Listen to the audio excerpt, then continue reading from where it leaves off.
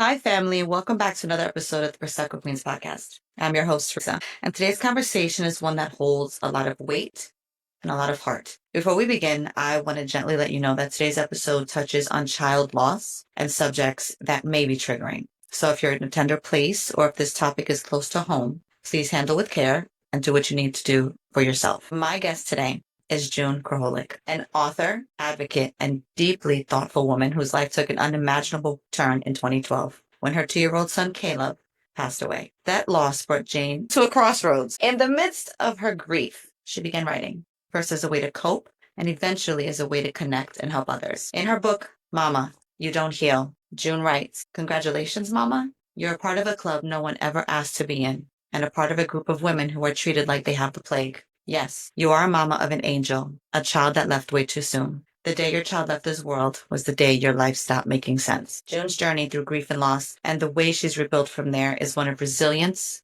vulnerability, and purpose. June's first book is a powerful and honest reflection of what it means to live with grief while still moving forward. It's not a how-to. It's a heartfelt offering for women who are walking through the hardest days of their lives, reminding them that healing doesn't mean forgetting, it means honoring and continuing. June's journey didn't end there. She went on to study the mind and the many ways we process pain and rebuild. Through her training in multiple forms of therapy and the community she created for other mothers, June has become a quiet force, helping women not just survive, but start to find themselves again after everything changes. She also recently released her second book, Whispered Promises, a love story that stretches across decades, distances, and life's many turns. It's a beautiful reminder that love, in all its forms, can be both lasting and healing. So in today's episode, we talk about identity, loss, resilience, and the quiet strength that it takes to rebuild a life with purpose. June's story is one of grace, depth, and fierce love, and I'm honored to share it with you. So take a breath, pour something comforting, and join us for this meaningful conversation. June, welcome to the Prosecco Queens podcast. June,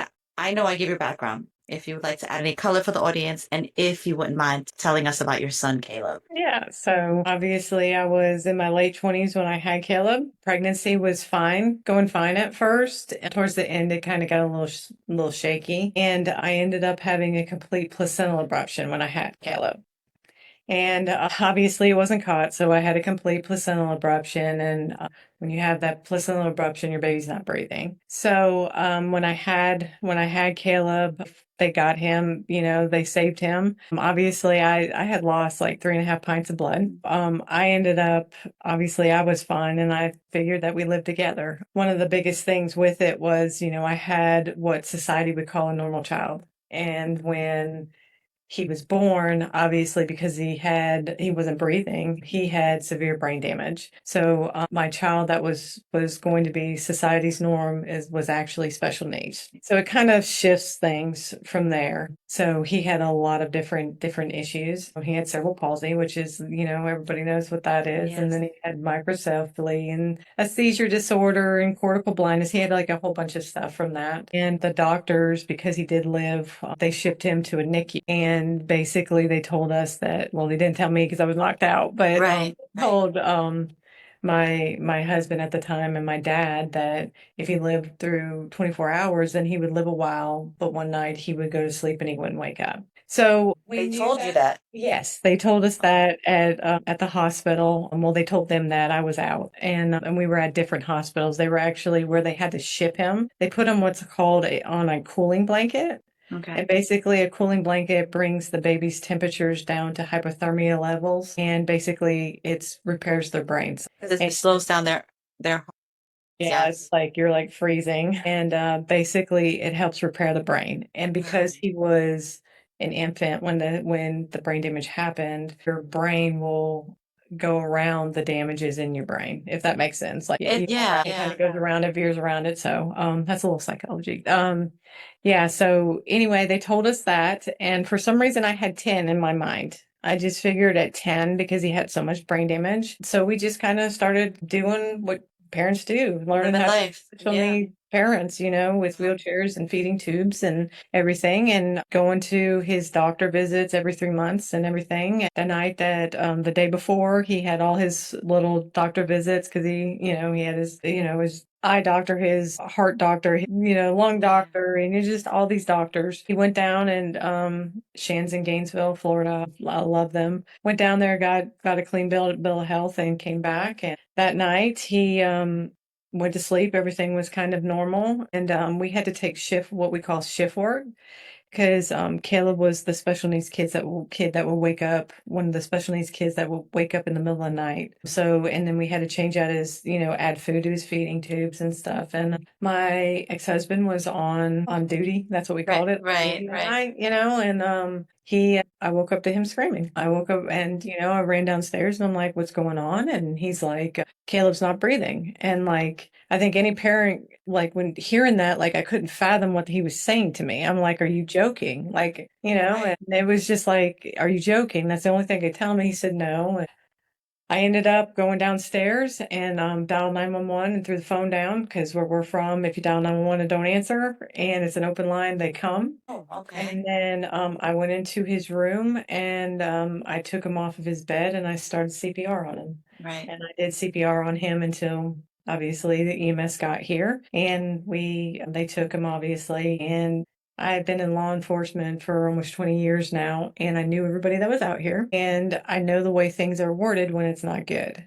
right. And here where I live, if a child dies, it has to be investigated, even Makes if it's sense. not suspected. Right. And we were sitting here, we were trying to get ready to go. And one of the officers that I knew said, we have to wait for Alicia. And she was the investigator. I knew who she was. And I looked at him and he looked at me and I knew at that Yeah. Yeah. and obviously, I finally was like, hey, just let me sign something saying Alicia and you guys can stay in our house and we'll go. And they obviously let us do that. And we went to the hospital. And when we got there, a guy called my name I work with. And I told him that my son was just brought in. He looked at me, I looked at him. We knew what was going on. Obviously, my husband at the time had no idea. Still, I tried to explain to him in the car and he wasn't having it, so I just kind of let it be. And they shuffled us to a room and the doctor came and said that they had done everything they could to save him and he just didn't live. He didn't survive. Autopsy when it came back, I guess one of my big things was I wanted to know what stopped. Was it his Yeah. brain? Was it heart? Was his lungs stopped? And the autopsy came back and it was we don't know. Right. Only thing we can tell you is he passed away from the trauma he endured Right. the years when he was born. There wasn't a particular catalyst at that Yeah, they point. couldn't Yeah. tell us what it was. And that's kind of where my journey started because I wanted that answer. I thought that would give me some kind of closure was that answer of Of what's, course. Of but course. I didn't have that. I couldn't. I know that was 11 years ago. Yeah, to 2012. Oh, longer than Mhm. 11 years ago. That's right, Yeah. 2012. I still am so sorry for your loss. What you went through as a parent is unimaginable. Yeah. It's just absolutely unimaginable. And I know we had like talked beforehand. That's your heart living outside your body. Yeah. And no matter how old they are when they're out in that world, you can't protect them the same way. And that's always a parent's biggest fear. I mentioned to you as well, reading that part of the story in the beginning, I was openly physically crying because Yeah. my daughter is going to be 19, my son is going to be 9, and I still check on them at night. Yeah. I still check on them and make sure they're breathing, not just like Yeah. when they're babies. You do it all the time when they're babies.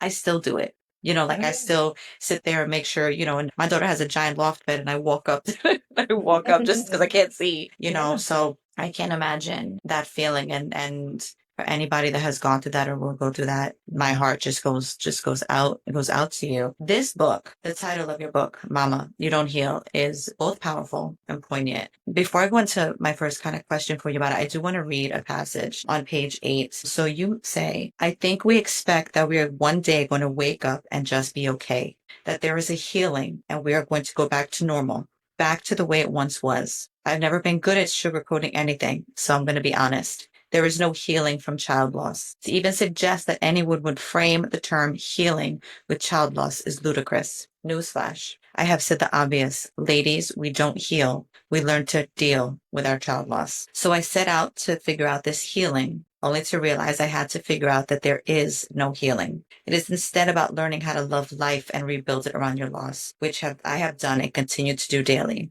I was a hot mess in my journey, not gonna lie. But my hope is to help you ladies down your path and in the journey you will now travel. So at this moment, all these years later, what does healing mean to you now? And how has that definition changed since the early days of your loss? I think in the early days of my loss, I thought that I had been through losses other than child loss, obviously. And I always thought that you heal, you move on, and you're going to be okay. And I guess in a way you do with other losses. You have the funeral, you have the wake or whatever you do, and it's done. And you just move on. But like with child loss, I thought that was going to be the same way. That's exactly what's going to happen this time. When I was started out with it, I'm like, I don't know how I can do this. I don't know. I don't know. Throughout the journey where I thought that, okay, I'm going to be okay. I'm going to heal. I learned that, okay, well, I'm not going to heal from this. What society would call heal and move on and be happy go lucky. How can I deal with it? Like, how can I learn to live a happy life? Because I don't want to be miserable Of for the rest of my course. life. And he wouldn't want you to be. Yeah. And I don't want to feel how deep and dark I was feeling. So how do I do it? Yeah, and that's when I started doing everything that I did, and I'm sure we'll get into it later, but and I learned later on in my life loss when it wasn't right after, it was years down the road that okay, I just got to learn how to deal with it and deal with my triggers that I have and deal with all of the things that are going to come up like his birthday, his death date, maybe a place that I go, maybe a smell. Some women it smells, Yes. when he would have been 16, Wow. driving, he's not driving now. Or when he turned 13, I actually talked to his Caleb's dad, my ex, and we're like, wow, he would have been 13 this year, Yeah. dealing with those certain days and trying to honor it. Right.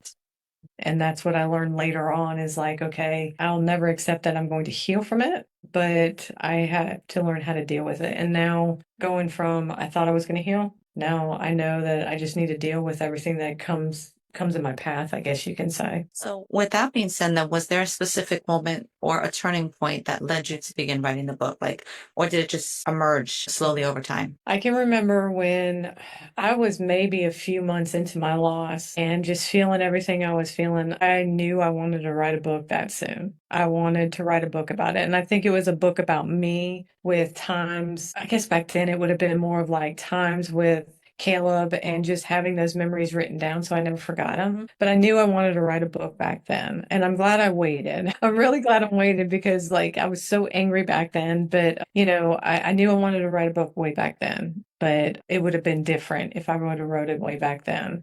Yeah. And then one of the guys that I actually work with, he passed away during COVID. And I was with his mother and father and his wife, and just talking to his mother because obviously I had already gone through child loss and I had already started my group. I was like, I'm just going to do it. And when I was up there in Washington, D.C., actually for the law enforcement memorial, Oh, I yeah. started writing. I wrote the first three chapters in the book when I Wow. was there, actually. And that was the time when I was talking to her and just she was going through so much that I had already been through. And I was like, no, this is it. I'm going to do it now. And that's when I decided. There's two things about what you just said that I think about in any kind of loss or grief, which runs the gamut, right? And I think that writing, whether it's a book, whether it's journaling, whatever it is such an amazing outlet, right? Because you can see the progression of the anger, and we'll talk about it later, Yeah.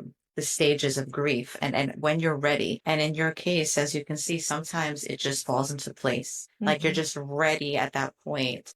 Some people believe in higher power, like I do, and other people just believe that that's just what happens. And I believe sometimes these things just are ready at that moment. Like at that moment is when you're meant to do Yeah. something. Like, so that makes complete sense to me. I want to talk a little bit about the grief, right, and the complexity of it. And I'm going to start with a passage or two Yeah. from page 28 and 29. Like I said, I had so many of them. I was like, my ink was actually starting to run out. I had to switch pens. It was so funny. Not funny, but you know what I mean, like in Yeah. general. Oh, yeah. So this says losing a child is a huge shock. And remember, when all of this happens, our mind is not sure how to react. Our mind knows that it is an event, that there needs to be a feeling assigned to it, and it is trying to figure out what to feel. In the first moments, weeks, and months into your child loss, don't evaluate how you reacted. I've spoken with mamas who have so much guilt wrapped around the fact that they didn't cry or they didn't do a particular thing right at the moment they found out. They feel guilty, they feel horrible, that they did not react a certain way. They feel they did not love their child enough or they weren't a good mom. Mama, your mind is trying to process everything that's going on. Don't think you're not crying or being emotional has anything to do with the love for our child or the kind of mother you were. It is just a reaction and nothing more.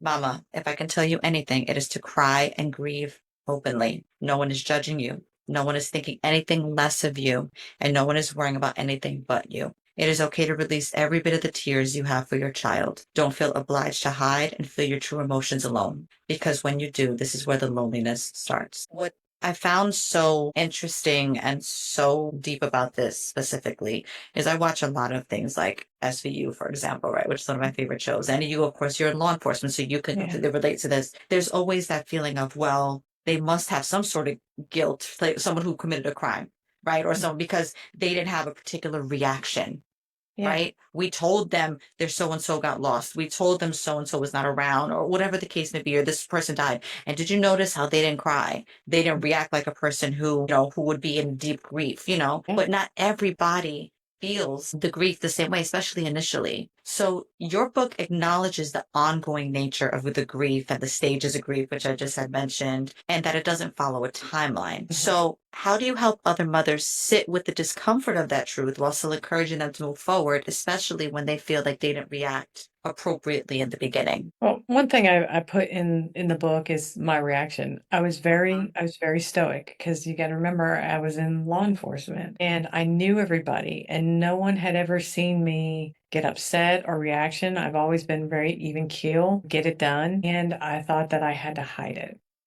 And that's probably the worst thing I could have done. But I think that basically I wrote the book raw. You've read some of the stuff. It's very raw. And I It is wanted them very to raw. know that, Yes. hey, there's somebody else. Like if you feel bad for not having a reaction, when you found out, because I did not cry I mean, I went through the whole thing. I did CPR on my son. I handed, I did like all It's this stuff. autopilot. It's like you're just Yeah, numb. You're and just numb. it was, and, I did not cry, and I don't think I lost it until I got home.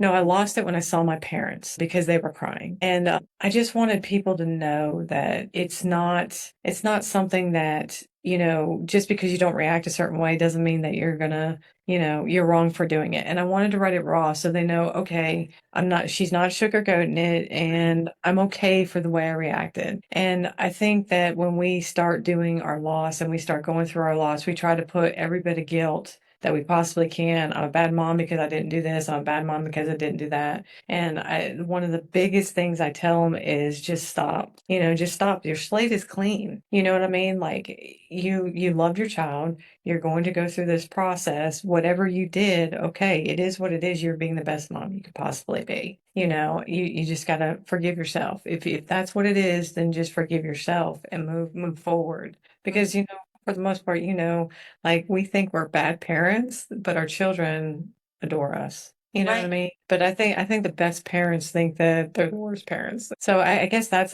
one of the biggest things with it is like I try to tell them, okay, you got to stop. You got to stop with that. And I did it. And then like I use examples in the book because I did it a lot. I'm like the walking way not to do it. Like I'm that person, but it was a harder way for me to walk. But I hope that being so raw and being so open with it that I could help them. And I guess that's why I go with it. Hey, I did the same thing, but it's okay. I still love my son. And you did mention that later on in the book as well. You do mention that, sometimes again with the stages of grief, because you mentioned the stages of grief. And I think there's normally it's the seven stages of grief, I believe, right? And I've talked about that on other episodes as well because I had basically the death of a marriage, you know what I'm saying? Partner betrayal trauma, PTSD, Mhm. things that I never in my life Right. thought I would go through. And I remember still, we're talking years later, I still at times find myself, again, we talk about the healing, that it's not linear, right? You can be doing Yeah. great. And so I can't imagine that any part of you could ever feel like you are healed from something that traumatic, right? Just the whole Yeah. experience in general.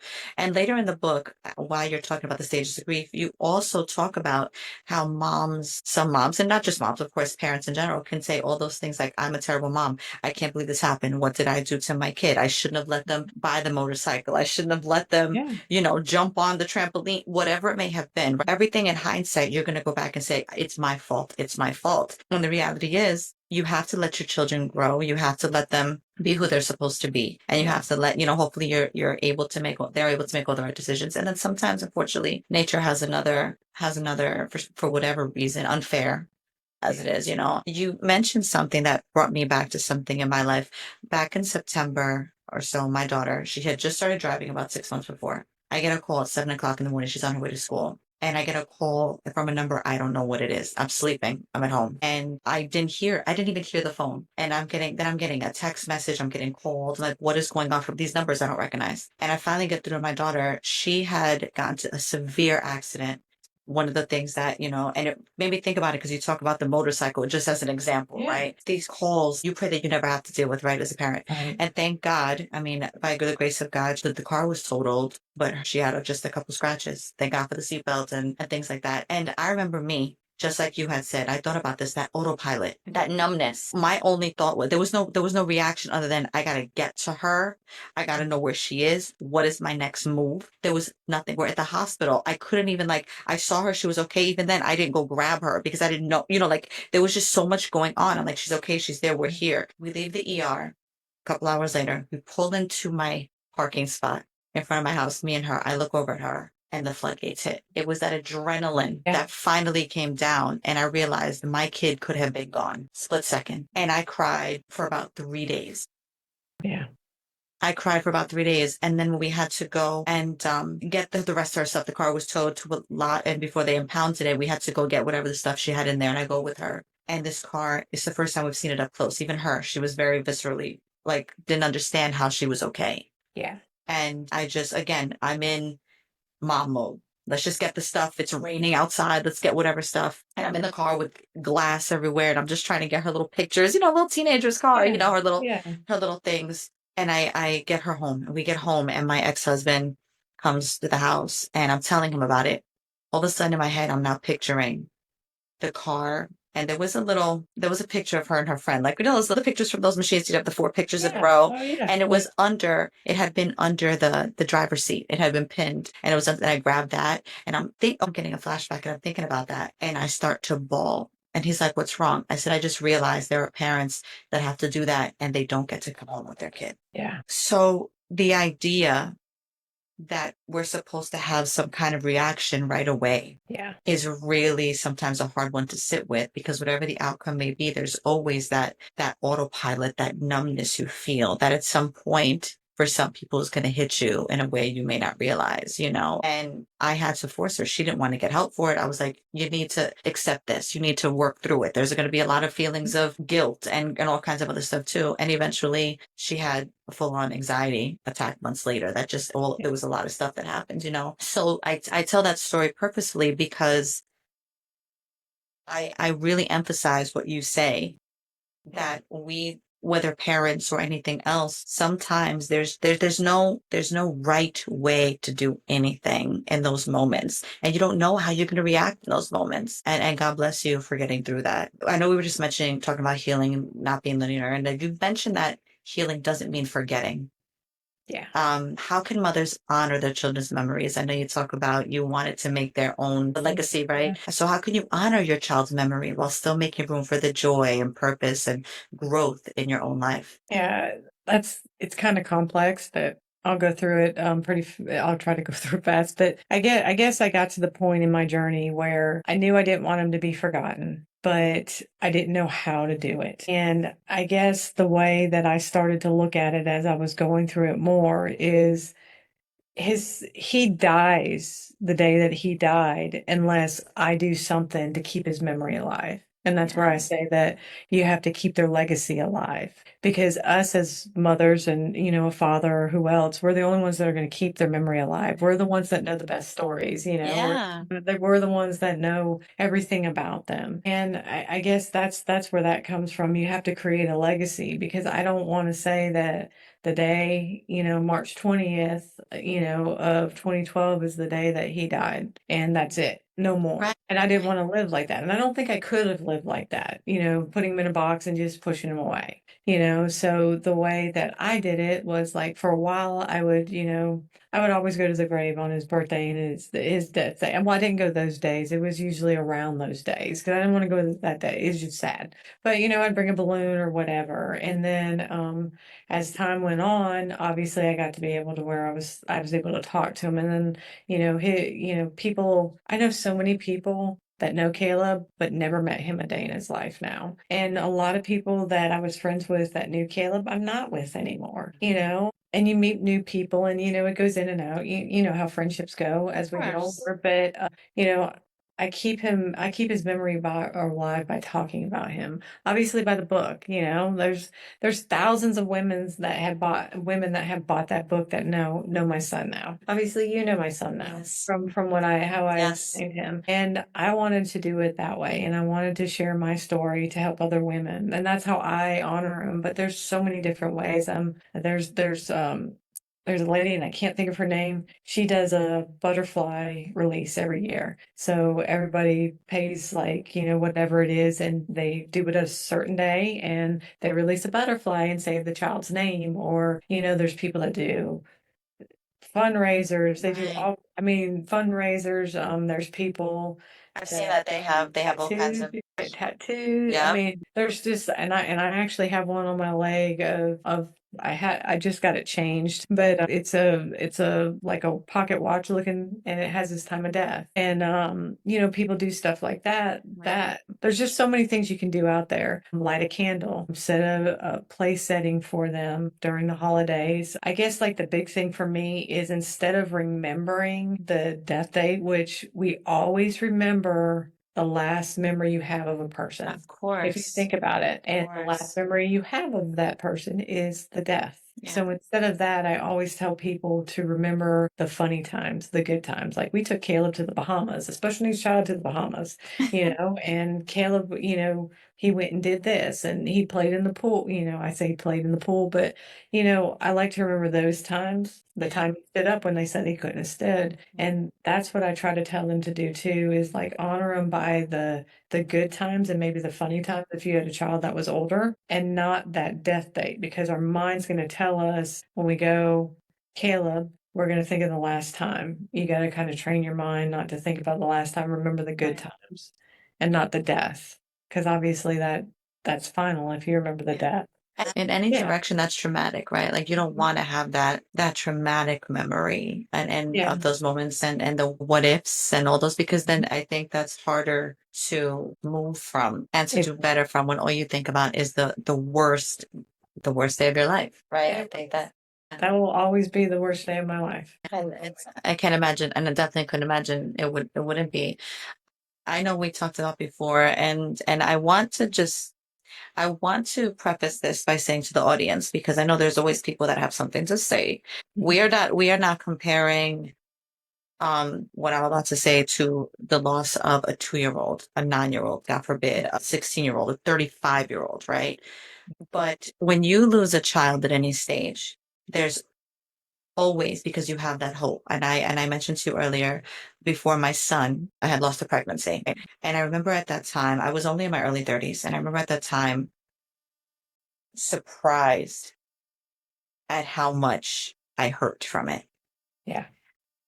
I say this story because we have moments where people try to think they're going to fix your grief with well-meaning words, but they end up hurtful. And I remember being actually sick from it, from the hurt of it, not realizing I was going to have that reaction. And I didn't realize I wanted to have had another baby that bad. That there's just things you don't know until, if God forbid, it happens, right? I had a coworker a boss at the time, and nobody had known. Obviously, I wasn't telling anybody my business, but I just for Yeah. weeks afterwards, I was not myself. So she knew something was off, and she said, she brings me in. She's like, Teresa. She was like, "What's going on?" So I came out and I told her, and in her quote unquote well-meaning way, she says, "Well, at least you have your daughter." Hmm. And I said, "Yeah, I guess you're right." And I understand what she was trying to do, Yeah. right? I adore my daughter. She's my life. It was me and her. It was always me and her, right? But that doesn't negate that loss, that grief, that feeling of the hope, the love you already have, and the idea that you now have to code switch immediately. You know what I'm saying? And so how do you navigate even now, maybe moments where people don't know what else to say? So they say something that kind of still hits you viscerally. Yeah. When it first happened, and I can still remember this to the day because obviously I knew the coroner too, and I had Right. to get, you have to get like the death cert. Yeah, I had to get something. I don't think it. Maybe it was the death certificates from the coroner, and I can remember him telling me, "Well, you couldn't," and he knew Caleb. He was like, "Well, you couldn't have done that the rest of your life." What do you mean? That was my son, and I can remember Right. getting so mad about that, just like how could someone say something like that, Yeah. And oh, at least you can have more children. That's another That big was thing. the other thing she had said Yeah, to me. Thank you. yeah, She said the same thing. Well, you're young. You can always have more. yeah. And I'm like, And it's different. You kind of said that it doesn't like we either, depending on what age they are, we grieve what they could have been and not knowing what they could have been. And then if they're older, you grieve all the times you have what had with them. It's just it's the same gist. But back then it used to get me really mad. But as I started going through, and obviously it's been a long time now, but people don't know what to say and they yeah, want to try to say something to help you. And I noticed from a lot of people, they don't mean anything from it. And right. now, I just shake it off or whatever. But those comments, especially when you're first going through it, it makes you just so angry. It God, it makes does. you so angry. It But as does. it's gone on, I know now that people don't know what to say, but they're trying to, like you said, fix it. They're trying to make you feel better. Right. And they mean nothing by it. Because the people that would say something snotty to you about anything in life, when it comes to child loss, you won't even hear from them. This is true. They just don't know what to say and they're just like whatever, and they go the other direction. I noticed that a lot. But now I'm fine. I'm just like I had to realize that they don't know what to say, so they're trying to make it right. And I kind of shake my head or, depending on if I need to answer in this conversation, or I just tell them, thank you, or, some people say, well, at least you have your daughter, like you were talking about. At least now you have Bella as my daughter's name. And I'm like, yeah, I do have her. She saved me. And, I say stuff like that and kind of veer away from the subject. But Right. I think as you go along and you hear the crazy comments that you hear, you just kind of are like, they don't know what to say. And I had to realize they don't know what to say. It's That okay. they're trying to be well intentioned, just don't know how to approach it. Yeah. Right. Yeah. And I mean, it doesn't make it easier because sometimes still you're just kind of like, can't believe they said that. But, Yeah. you just kind of go with it. Tell me what you think is more important, community or isolation during a time like you went through. Yeah. Depends on your personality. And I'm a big, big person that believes in your personality is going to kind of be how you grieve. Your personality is going to kind of veer you towards your grief. And I'm really big with personalities, but I am an introvert. So everybody, all the ways they tell you to heal is go to group therapy, go talk to people about Yeah. that have lost children, go to a therapist individually. I wasn't going to do that.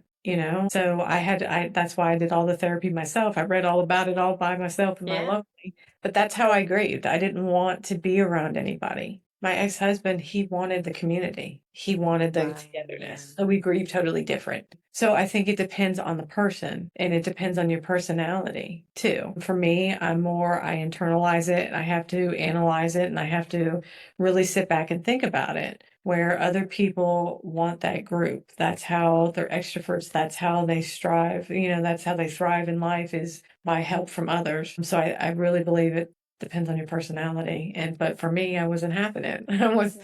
I was not going to do the group therapy. I was not going to go. I had people come over my house, like tons of people I still don't even know. But that wasn't just me. And at first, I felt bad, and Of I went down course. there. But then it was like, no, I got to do this myself. And Yeah. that's another thing. You feel You feel guilty. You feel and you guilty feel for like everything. you feel like you owe people Yeah. too, because you feel like, oh, they're reaching out. I have to owe them the courtesy of Yeah. acknowledging it, right? Yeah, and it's impossible. And for me, the best thing for me to do was to get in my little bubble and be by myself and analyze everything. I did have my little miniature dachshund, but just sit there and analyze everything myself and Well, go that's all through. the comfort you needed. Yeah, it was, man. That dog was like awesome. But that's how I grew. That's how I did it. That's how I dealt with it. And I wanted to learn for myself. I didn't want anybody telling me how I should feel. My ex-husband was differently. He needed that. He needed the people there. So I think the easiest answer is that it's going to depend on your personality. It really truthfully is. I always say you made me think of myself a little bit because I call myself an introverted extrovert. Yeah. Like it depends on the situation, depends on who Mhm. I'm with, the time, it depends on everything. When my household completely fell apart in the past couple of years, in the beginning, I tried to keep it mostly in-house. There was only very Mhm. few people I disclosed to. And I had, weirdly enough, 2 weeks before all of the discovery, that's what they call it. I had said, you know what, I'm going to go back to therapy because there's some stuff I need to work through, right? And then 2 weeks later, no exaggeration, my world fell apart in obviously a different way. And I remember it spending the next 2 years, me and my therapist, like it was the one to one, and that is what helped me. And then slowly, like I was, the people closest to me, and it wasn't until the podcast that I really start to talk and have other people know what was going on, because it's the same thing. It's like it depends on you as a person, what you're feeling in that moment, and not therapy's not for everybody. Groups, I know it sounds terrible to say, I can't stand groups sometimes. Yeah. I almost feel like, to me sometimes it's more of a downer than it is helping me. Right. Yeah. That other times I feel guilty. Well, I feel so guilty because that person's was so much worse than mine. And you Mhm. know what I mean? And oh, well, yours couldn't be that bad because look what they've survived. You see what I'm saying? And I think Yeah. sometimes we don't understand that pain is relative, right? It's all Yeah. relative to you and your experiences in life, and sometimes group therapy, people don't get out of it what the idea of it is. So handling that really is just unique, as you say, to each person. Many women lose a sense of themselves in motherhood. We all do, even without the trauma. After such a profound loss, how did you begin reconnecting with yourself? Mhm.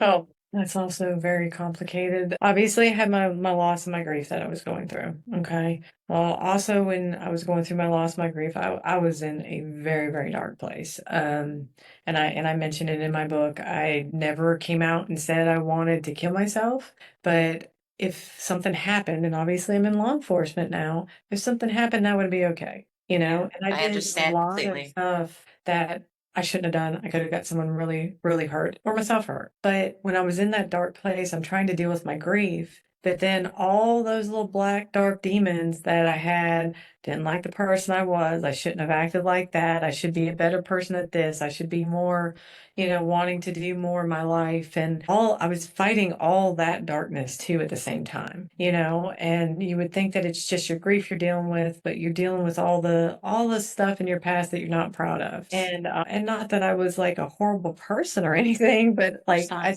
I did a lot of stuff that I didn't want to be that person anymore. So I can remember years down in my life, I was sitting on the couch with that same dachshund again, and I was like, I don't want to live like this anymore. And when I lost Caleb, I was 31 years old. And I'm like, I don't want to live 30, 40, 50, 60 more years Yeah. feeling like this. And I had to make that decision. And once I made that decision, I decided that I'm not going back. I'm not doing this. And it was just baby steps. At first I started a master's degree program. I did all the crazy stupid stuff you're not supposed to do when you're grieving, but I started a master's degree program that was forensic psychology. And I started learning about the criminal mind, but the mind just started interesting me. And Of that's where I got course. to the therapy stuff. That's where I was like, "Oh, wait a minute, I can trick my mind." And I started that way, trying to think positively when I was in such a negative, dark place. And then after I started being able to handle that, then I started to handle, I don't like this about me. I'm going to change it. I don't like this about me. I'm going to change it. I still feel this way, but that's the way I viewed back when I was in high school before kids. What do I really feel now? Because I think that a lot of women going through child loss, marriage, divorce, all of it, we lose ourselves in that. We kind of like stop. We kind of like stop growing, I guess you could say, or Oh we kind of yeah. off on the back burner. Yes. And instead of when we become that mom, it becomes about that child, and we don't think about us and who are we going to be as a mom? Who are we going to be as a mom that has an angel? Who are we going to be as a wife or a divorcee? And I think that's a big thing for us is we just put everything on the back burner. Yeah. Kind of answer what? It does because, society in general expects mothers to always just bounce back. Yeah. And I say mothers implicitly because unfortunately fathers don't get the same scrutiny as Yeah. mothers get, right? Hmm. What do you think more people need to understand about the emotional and spiritual labor involved in surviving child loss? Because bouncing back like it's nothing is not a reality. Yeah, I think they need to know. Well, for me, the spiritual part of it, there was things that happened that I talk about in the book that happened to me when I was going through my loss, and obviously I was mad. I was mad, mad, mad at God for taking him away from me. Absolutely, totally flustered with him, and I thought we survived his birth together. So I was absolutely just whatever. I was really bad. And so, like, for the spiritual part of it, I had things happen to me while I was going through all of this mess that I believe that there is obviously a higher spirit, whatever spirit that is. For me, I say God, but I believe in a higher power than here on earth. And I believe part of my healing journey was to know that one day I will see him again Of and I'll be course. with him again. And that always helps me believe with the healing process. No, I don't sit here and think about it every single day, but I know eventually one day I'll see him again. I'll be with him again. Right. And that helped in my healing process. And in the emotional process, for me, I had to realize that I am going to be okay one day and something's going to what I call triggers. Something's going to trigger me and I am going to be a emotional Yes, a hot mess, as I mentioned in my book. you I'm did. going to go back to that place, but I had to realize I need to be okay with it. And Right. I think that's the biggest thing when you're going through it is realizing that you're not going to stop crying one day. And, it might be 6 months down the road or 10 years down the road. I was watching something, one of those darn reels, and on Facebook or Instagram or one, and between the music and just, it was a mom talking about her loss. And it's nothing that I had never seen before, but it just brought me back to Caleb and I got teary eyed and I started crying. That moment, I mean, it needed to yeah. hit you the way it hit you. Yeah. Yeah, and it was not something that was out of the ordinary. I didn't cry for long, but it just hit me, and I'm like okay with it now. But before it was like, oh no, I gotta act bad, I gotta act stoic, and but now I'm just like, if I cry, I cry. It's Right. gonna happen at the weirdest times, and being okay with that, You just being touched okay. on something that I read and when I read it in the book and I kind of loved it because I lived it and just mentioned it now about being angry at God. Hmm. There have been, and again, for me, especially when I read that, I was like, okay, I felt almost a little comfort with that in a way, because Hmm. we always sometimes feel guilty when we feel angry at God. Yeah. And I know for me, there were moments I sat and I screamed and I cried to God. Why?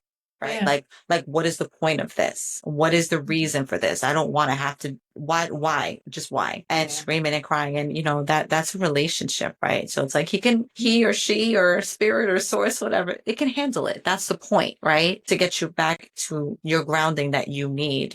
And there were moments for me that when I was at probably my lowest, that I was the same way, that I was like, you know what, I don't even care what happens. I was just like, whatever happens, happens. There were moments I was on the floor like a puddle, hysterical, crying. And I Yeah. actually would hear in my ear, get up, a voice, Teresa, get up. And it wasn't my voice. Yeah. and it was so shocking that it Yeah. stopped me instantly. And it was like, and it was kind of like, you have other things you have to do. So get to it, right? Those kind of things. So we all have those moments, I think, where, we think we're doing great. We have to reevaluate our relationships with ourselves, with source, whatever, God, whatever we feel, and bring ourselves back to that grounding, whatever that is for you, Yeah. to help push you along. Now, the reason I also mention this is because I know you mentioned it as well. You've studied multiple forms of therapy and mental Mhm. health practices. So how did that learning influence, and you touched a bit about it, but in this particular case, how did that learning influence your writing? So when I started doing the therapies and stuff like that, I'm an extremist. If I'm going to do something, I'm going to do it to the extreme, and all of them I did to the extreme. And I just side note, and NLP was my favorite. That's neuro linguistic therapy. But basically, my biggest thing is between the therapies and learning the therapies, and they tell you, you have to accept, you have to be truthful, whatever that thing is that you felt, you have to be truthful about it. You have to accept however you felt. Like for me, I hated God. I'm not, I did, I understand it. I felt like a crappy mom because I didn't get upset and cry when, my child died. I had to accept that. So if I have to accept that and acknowledge it, I need to write my book exactly how I feel. And if I do that, then other moms will accept how they felt. And I think that's how the biggest part of it from everything that I've done and all those therapies and stuff, the extreme stuff that I've done is you have to know your truth. And I think that's the big thing with my writing. It was like, I'm going to write this stuff. And I talk about one time in the book where right before we get to the hospital, I'm thinking to myself, well, at least he's not suffering anymore. Caleb went through a lot and he had a seizure disorder and he went through a lot. And it's hard for a mom to even feel right about saying that. But I was like, maybe there's a mom out there that felt like that or thought that and thinks that they're the most horrible person in the world. And all those therapies taught me is like, you have to accept it and let it go. And I guess that's kind of what it did. It made me write my book more raw about exactly what I was going through. It really is. It's like I said, it's touching. There were moments that I was just reading, and I was in my car reading, and I was, and my son was at my son's baseball practice, and I'm in the car and I'm like facing, the field, and I'm reading this, and I'd be looking up back and forth to make sure, he's all teeny tiny, and I'm looking up and I'm reading it, and I'm in my car. I had to throw my sunglasses on because I was just like I felt it in my stomach, in my gut, where we hold all that emotion. And it was beautifully raw. It really was. And lighthearted in a sense as well, right? Like to help kind of Yeah. that balance is definitely there. You talk about having forgiveness, even for yourself. Right. Which is really hard to do. And we touched on it a little bit earlier, but not, you have to have forgiveness, not just for others, but for yourself. Yeah. So if so, what role do you think that plays in the healing journey? They always say you have to forgive yourself. I mean, that's like the big thing. Oh, you got to forgive. But I think you and everybody that could possibly be listening to that knows that that's like one of the hardest things that you have to do. You Of have course. to, how do I forgive myself if and the way that I did it, and it might help other people, is I'm a clean slate. Yeah, I did some things that I probably am not proud of, and there's some things that I think I should have done better as a mom and, a wife or whatever. But okay, I can't go back and change those. I forgive myself for being that way, but I'm never going to be that again. And I think that was a part of my journey too, is like, oh my gosh, I can't believe I did that at that time frame, whether, whatever it was I was going through at the time, the dark demon, as the demons as I call them. And I had to say, I can't change it. There's absolutely nothing I can Of do to change course. it. I'm just going to move forward, and I'll tell you, I can guarantee myself I will never do that again. And as long as I don't do it again, then I can forgive myself. That's really interesting because it's true. I think that we do try. Most people, if you're really trying to be on a healing journey of any kind, and a healing and your way of saying a dealing Yeah. journey is knowing that you're actually learning something from it, hopefully. Hmm. Hopefully, Yeah. a lot of people don't, unfortunately. And even if you think that you're 100%, there's no such thing. So it's Yeah. always about saying, okay, you can always remind yourself, oh wait, let me go back to that. And now I learned from it. So how am I going to switch gears and remember what I've learned from it? And so I can deal with it differently. I think that that's really important in any journey. You were able to create a community for grieving mothers online. So how has, now that you're a little more open, obviously, about it in the past amount of time that you have been, how has sharing space with other women who originally group wasn't what you needed, right? Change the way you see grief and purpose and the long path of healing and dealing, really. Yeah. Yeah, that's the weirdest part about it is like I'm still an introvert today. To today, I will, I love my space and I love my quiet time. But that group, I guess like for me when I was going through it, I was like, well, I'm going to put this group together and I'm going to help other women and it's not going to be my thing, but I'm going to help other women. And just putting it together, I learned that and there's different things and it goes over in the book, but there's a different healing if you talk about your child. It's a different healing about learning reading about your child. It's a different healing about hearing another mom's story, sharing pictures, learning something together. I believe you have to have all of that in the group setting. It does help. But like one of the things in my group is we're not going to play the victim. We're Um, going to live with the loss. If we have a bad day, we're going to talk about it. And, I hope by another mom posting in that group and going through something, another mom that's going, on the other side of the world, goes, you know what? I didn't think about it like that. Maybe I need to try that to try to heal. Or, hey, I feel this way and I felt really bad about it, but that mom right there feels the same way, and it's just like that community where it's like, hey, we're okay. Yeah, we're kind of in a group that we never wanted to be of in. course. We're okay. We're going to be okay and we're going to heal. And I think that healing is different for everybody because I believe, we talked about it earlier, the personality, but I think that community helps, even if you're going down a different path of healing, it helps you realize that, yeah, we're different in our loss and our children usually die a different way, but we're all kind of going through the same thing. Deep down, Course. we're all going through kind of the same thing and feeling the same way. Does that Oh make no, sense? of course, Yeah. because I don't think it matters if you could be, it's not the natural progression of life for a Yeah. child to go before the parent. So it doesn't matter if the parent is 112 and the kid is 96. You know what I'm saying? Although that'd be a very young mom, but whatever. But either way, it doesn't matter. It's just in Yeah. life, it's not the natural progression of things. That's still your baby. You know what I'm Yeah. saying? Oh, It just, yeah. regardless of what your relationship was, regardless of whatever the case may be, there's going to be at some point where you have to, and again, I'm speaking from a different point of view, but I'm just saying in general, whatever the case may be, there's always where you have to get to that place of acceptance. Yeah. And I know what happened to them. I know what happened to me, and how do I use this to be a catalyst for the rest of my life, without, and I always think to myself, and um I always say to myself, would they want me to suffer, or they just want me to say, I'm with you. And you feel like, I'm sure you feel like your son is with you all the time. Yeah. And that is, as hard as that is him not physically with you. Sometimes I'm sure that's a bit of comfort as well. Yeah. Yeah. And I believe in like signs and stuff. Oh, me too. I'm a firm believer in signs, and I was actually it was this weekend. It was either Saturday or Sunday. I was washing dishes and looked out my window, and there's a red cardinal right there in the bush. That's There's makes sense.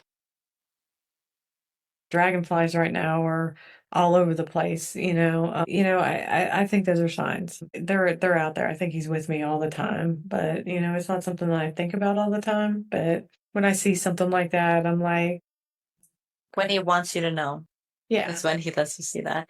I want yeah. to read one more passage from page 22. Find it here. Like I said, I had so many. I really could have sat here the whole time and just read the whole book out loud, Mm, to be honest with you. Okay, it says, obviously, my child died when he was 2 years old.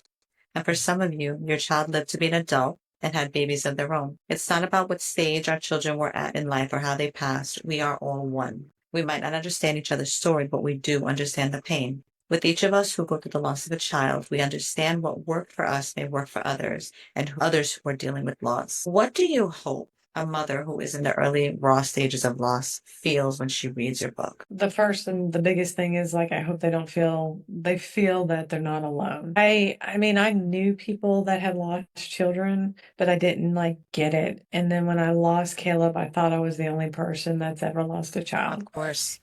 And that nobody could understand what I was going through. And I don't think it's the fact that another mother that has lost a child is going to understand exactly what I'm going through, but they truly understand enough to just sit there with you and be like, "Hey, we don't have to talk if you don't want to, but I'm here if you need me." I think that's the biggest thing I would definitely want them to know is that they're not alone. Obviously, I'm weary of a lot of the groups that are out there for child loss, which is really weird because I have a group, Right. but I'm really weary with it because a lot of those groups, this might trigger some people, but I feel like sometimes as a mom that's lost children, we play like the victim role and we play the victim of our circumstances instead of figuring out which way we need to go.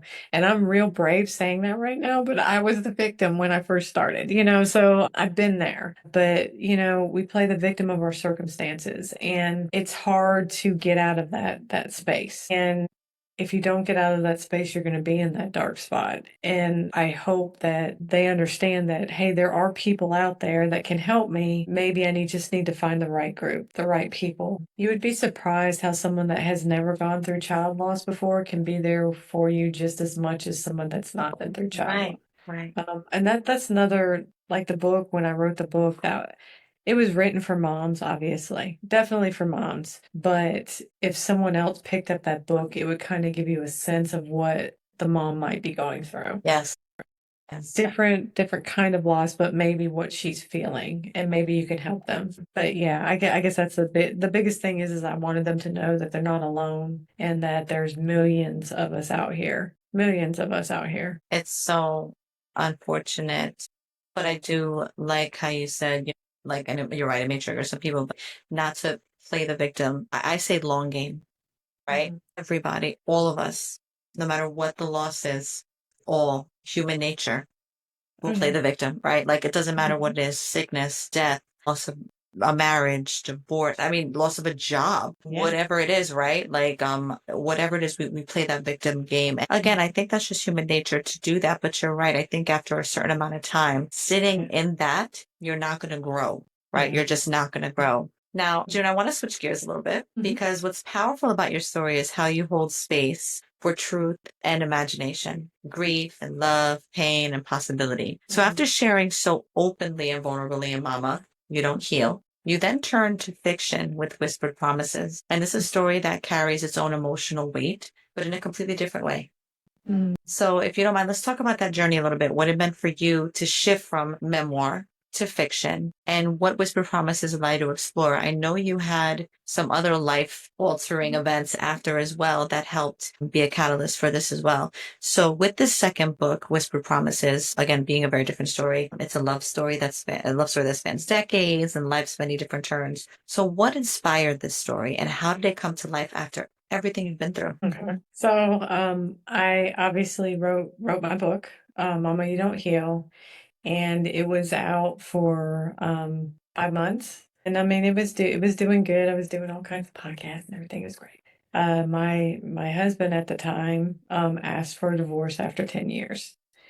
And so it comes to a point where and I can't say that our marriage is perfect at all, but Nobody's it, right? still it was kind of blindsiding, Yeah. obviously. And I guess, when I was at that point, I was like, I go back to, and this probably sounds snooty, but I go back to my affirmation I had with Caleb. I've already lived my worst day. Every day after that is going to be better than this day was. Like, you know what? I just got to pivot. This isn't the way I'm going. I have a daughter now and I want to go in a different direction. And I guess that's kind of what I wanted when I was dealing with this story. I was like, I want something that feels real, that has kind of emotion in it, and that people that they can the audience can relate to. I think that's the biggest thing I wanted to. I wanted a fiction story where something was real. Something was real and something lasted. And that's kind of where I was going with it, and that's where I went with it. So, in some ways, Whispered Promises is about second chances, right? And the power of connection. So, was writing this fiction, was it a form of escape, about healing, something, or something else entirely for you? No, I think it was just, I guess maybe it's an escape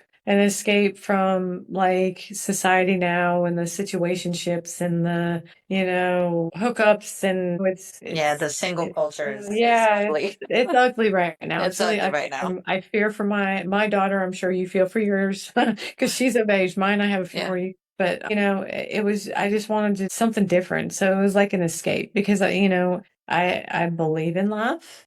I just wanted that escape. I wanted that escape away from what society has going on right now, I guess. And even in divorces too. Because divorces, I mean, people joke around. Obviously, I'm in law enforcement. People joke around like, oh, it's only your first divorce. You know what I mean? I know. I'm unfortunately on the way to two, and Yeah. I'm only in my early 40s, and it wasn't Yeah.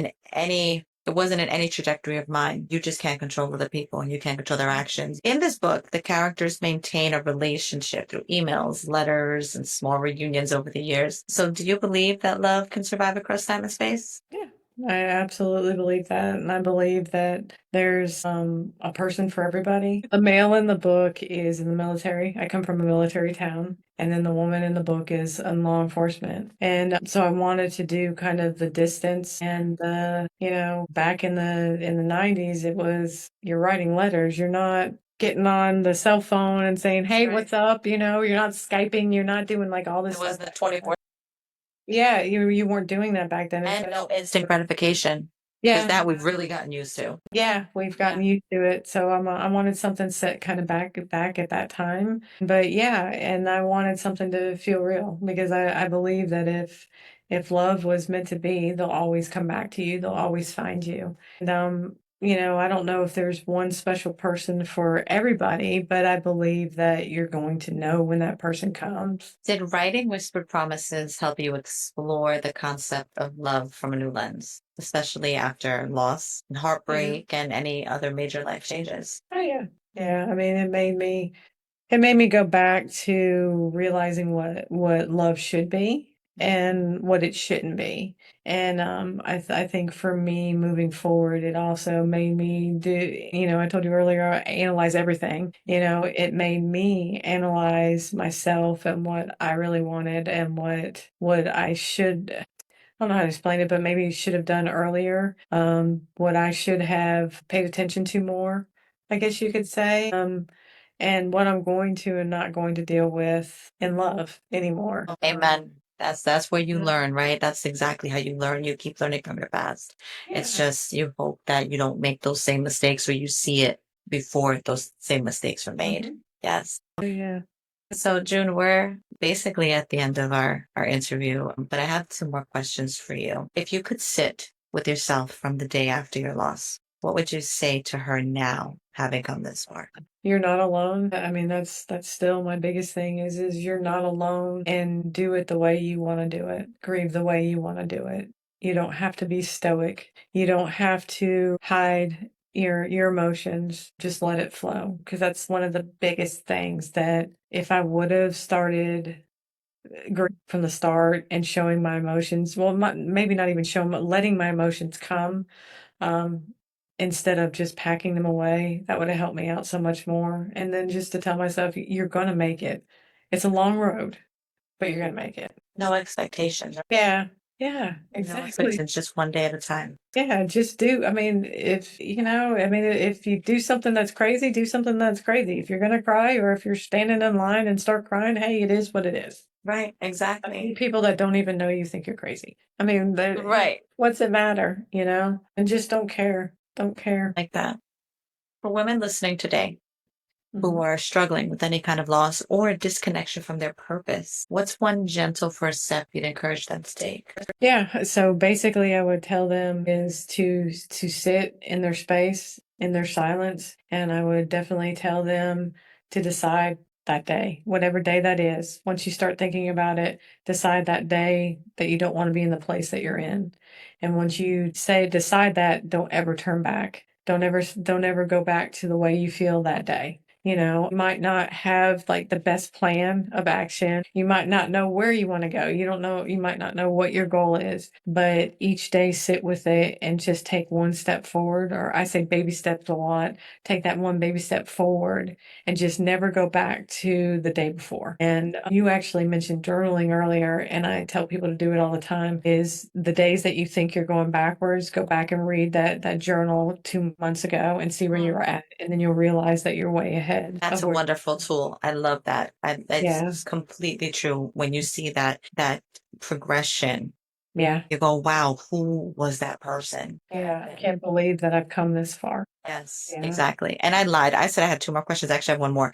Please tell our audience where they can find you, where they can buy your book. I'm going to put it all in the show notes, of course, all the books as well. And I will be buying Whisper Promises because I want to read that one too fully, right? I really do. I'm like so intrigued. But please tell our audience where they can contact you if they would like to buy your book, et cetera, et cetera, et cetera. So the easiest place to look for my book is obviously on Amazon. But if you type in either of the titles, you can find my book. It's at several different spots. I know Mama You Don't Heal. You got Amazon, Walmart, Target, Barnes and Noble, a whole bunch of them. Whisper Promises is on Amazon, and I saw it on Barnes and Noble the other day. So like it's starting to pick up more the longer it is, but Amazon's obviously the easiest.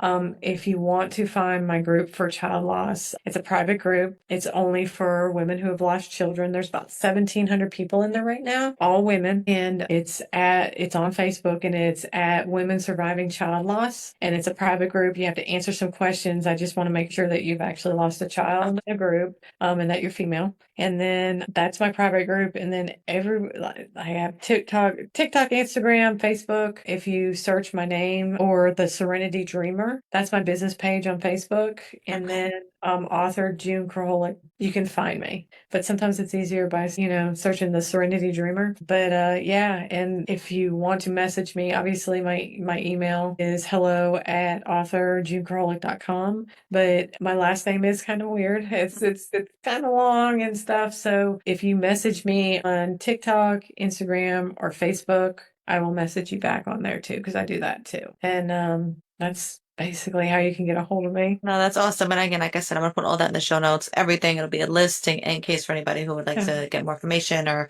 reach out to you as well. June, thank you for being here and sharing both your heart, your words, your healing with us. What you've shown us is that we don't have to have it all figured out to begin again. That purpose can grow out of pain, and that even after everything changes, we can still write new chapters, whether through tears, love letters, or whispered promises of our own. You include a Mona Lisa Nyman quote: positive people are not positive because they've skated through life. They're positive because they've been through hell and decided they don't want to live there anymore. So to anyone listening who's navigating loss, identity, the feeling of being unrecognizable to yourself, I hope you walk away from this episode knowing that you're not alone. Healing might not be linear or neat or complete, but it's possible and your story still matters. You can connect with June online and explore both of her books. Again, Mama You Don't Heal and Whisper Promises, wherever you get your books. And again, I'll say it, we'll link everything in the show notes. Thank you for joining me. You can reach me at Prosecco Queens Podcast on all of social media, as well, Prosecco Queens Podcast at gmail.com. And please like, subscribe, review podcast on YouTube at Prosecco Queens Podcast. I will be off for a couple weeks. We will make sure to keep everybody in the loop of when our next episode is coming out. So until next time, be gentle with yourself. And remember, you're allowed to rebuild, to rest, and to rise. Thanks for listening to Prosecco Queens Podcast. Cheers. Peace out.